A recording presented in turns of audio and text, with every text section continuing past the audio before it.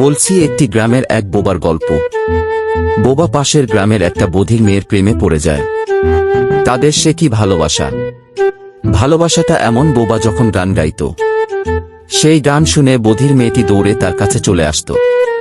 একদিন এই দুইজন গ্রামের একটি পুকুরের পাশে বসে গল্প করছে।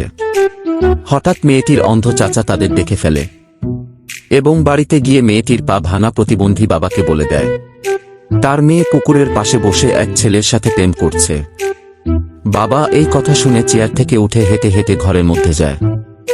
সে তার বাইসাইকেলটি বের করে, তারপর হোন্ডা স্টার্ট দেয় এবং মাইক্রোতে করে মাঠে যায়।